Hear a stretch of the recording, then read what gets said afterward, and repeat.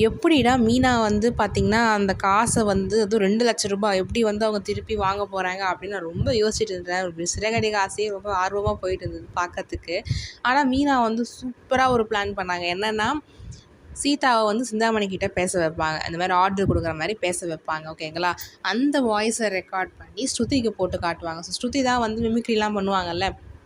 So ஸ்ருதி வந்து சிந்தாமணியாக வந்து அந்த மேனேஜர்கிட்ட வந்து பேசுவாங்க. இந்த மாதிரி நீங்கள் வந்து காசு எடுத்துக்கின்னு கோவிலுக்கு வாங்க அப்படின்னு பேசுவாங்க.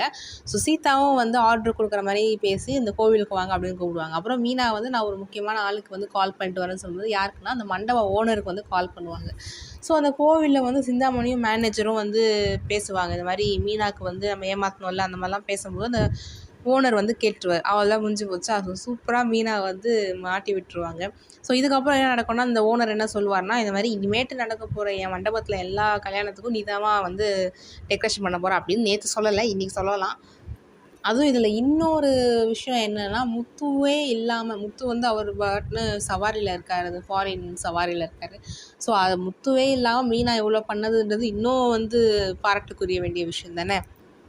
ஸோ உண்மையிலே மீனா வந்து ஸ்மார்ட்டாக மூவ் பண்ணிட்டாங்க. சூப்பராக வந்து விஷயத்த வந்து சால்வ் பண்ணிட்டாங்க. ஸோ இதுக்கப்புறம் என்ன நடக்குது அப்படின்றது பார்க்கலாம். உங்கள் கருத்துக்களை கமெண்ட் செக்ஷனில் ஷேர் பண்ணுங்கள்.